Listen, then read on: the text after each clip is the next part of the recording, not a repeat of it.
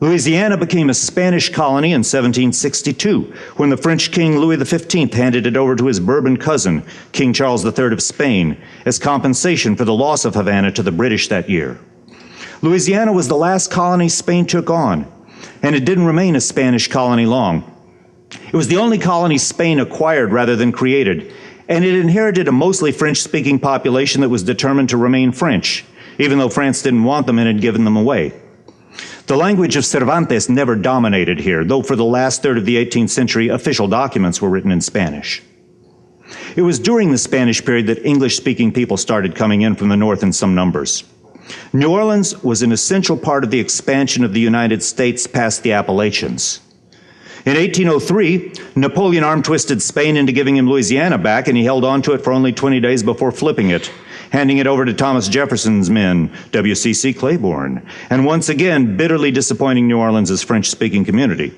Louisiana was effectively a colony of Virginia before becoming the 18th state in 1812. New Orleans was suddenly the Deep South, the southernmost city of the United States. But it had previously been El Norte the day before, and it continued being El Norte, and today it's still both El Norte and the bottom of the map. Some people call New Orleans the least American city. I think it's the most American city, because I use the term American in its full hemispheric context. Broadly speaking, there are two great zones of cultural and musical practice in the hemisphere. There's the English-speaking, mostly Protestant zone, the United States, where the black music was melismatic, swinging, bardic, banjo and fiddle-based. And there was the Spanish, Portuguese, and Creole-speaking Catholic zone, which was polyrhythmic, syllabic, drum-based. These two broad zones of culture meet in New Orleans. Not only that, they met precisely at the former no-man's land that is now Canal Street, so that this city's music throbs with that tectonic interpenetration. Havana and New Orleans are natural trading partners, inseparably joined by geography. New Orleans is not located by chance, but by necessity at the end of the drain pipe for approximately 41% of the continental United States.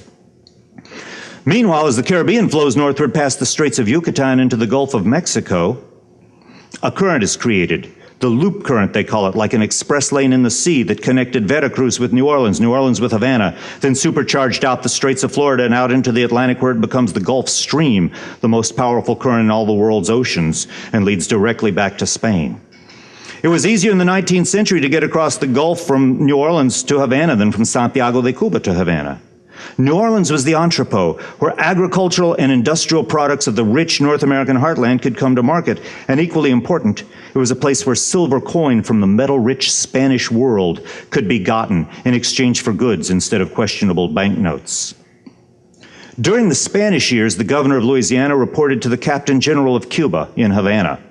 We could as easily call the Spanish period in Louisiana the Cuban period, or for that matter, the Congo period, for the number of Africans brought here during that time, with Congos as the largest single group, inaugurating a black cultural current between the two cities, one that also included the third leg of the triangle, Mexico. As English-speaking American settlers pushed past the Appalachians, New Orleans was the engine of economic development for the growing United States because it was where the agricultural and industrial products of the hinterlands got to international markets, down the Mississippi to New Orleans, on to Havana and beyond. The strong commercial and cultural ties between New Orleans and Havana lasted more than 190 years until the imposition of the embargo by President Kennedy in 1962 definitively shut the connection down.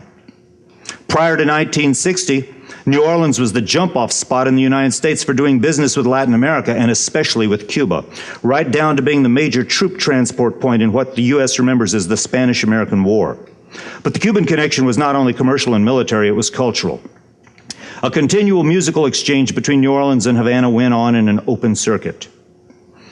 New Orleans hit its peak of population in the 1960 census, then declined concurrent with changes in Cuba. It's been declining ever since, though it's been recuperating since the sharp drop of 2005. A conjuncture of forces took New Orleans down.